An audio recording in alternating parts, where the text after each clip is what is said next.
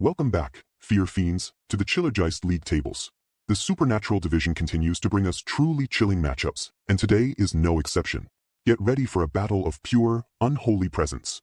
In the blood-red corner, we have the demonic entity, Valak, often manifesting as the Nun.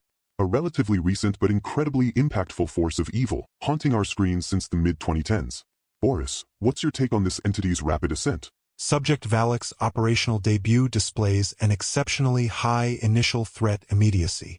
Its fear induction rate, across various theological and secular populations, is statistically rapid, indicating a high-yield return on minimal historical presence.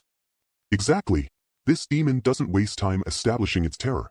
And then, in the corpse blue corner, we have the urban legend incarnate, Candyman. Subject Candyman, originating in the early 1990s, exhibits a profound, mythological entrenchment factor.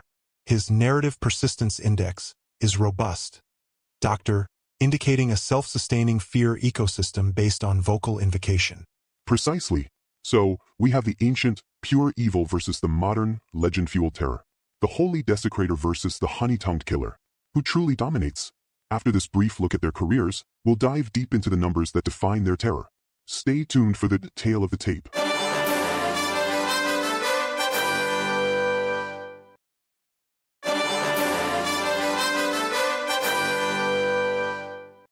Alright, Fear Fiends, it's time to crunch the numbers.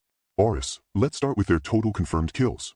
Who has amassed the most victims in their unholy pursuits? Subject Valak's direct termination count is difficult to quantify precisely due to its primary function as a catalyst for demonic possession and despair-induced self-termination. However, indirect fatalities attributable to its influence exceed 60 instances across its documented manifestations. Its spiritual contamination factor is exceptionally high.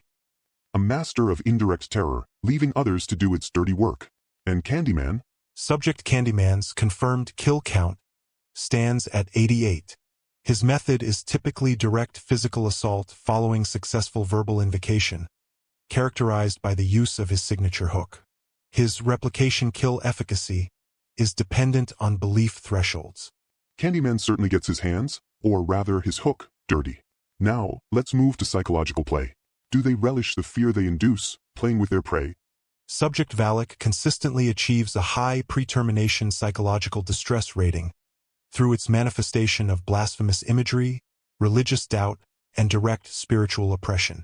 Its despair cultivation metric averages 9.4, designed to break mental fortitude before physical termination.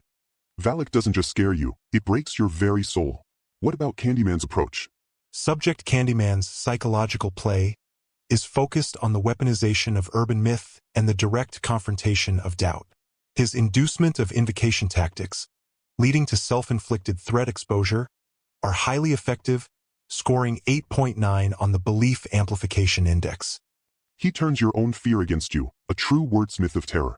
Next up, territory dominance. How well do they command their environment?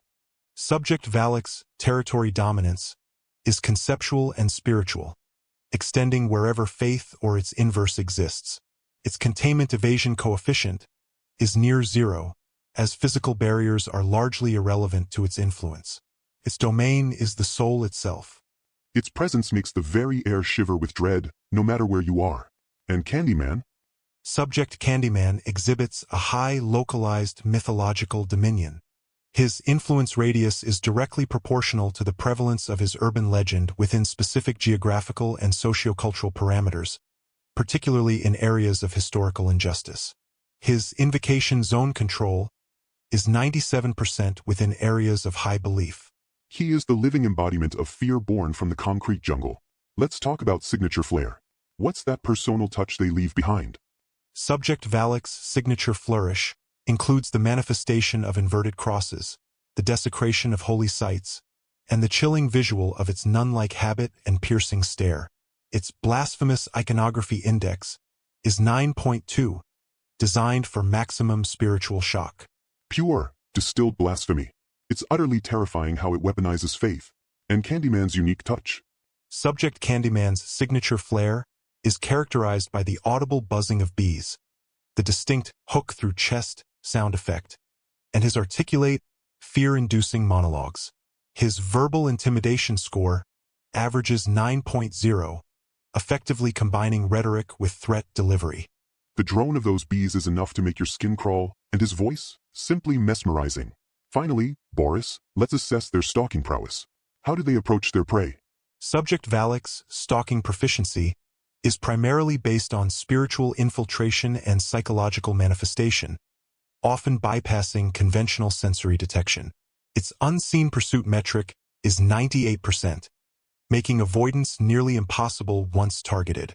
You can't outrun something that haunts your mind. And Candyman's method of approach. Subject Candyman's stalking prowess relies on the invocation to manifestation sequence. Once verbally summoned, his proximity acquisition rate is near instantaneous, effectively closing the distance from any location to the invoker. His dimensional transition efficacy is 99%. He appears where he's least expected, a horrifying manifestation of spoken fear. Well, Boris, the data is in, and it's a truly diabolical matchup between these two supernatural titans. Based on our expert top 10 list, the winner of this head-to-head, proceeding to the next round, is Valak.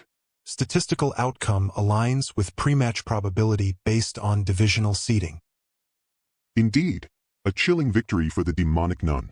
Join us next time, Fear Fiends, for another terrifying matchup in the Chillergeist League tables.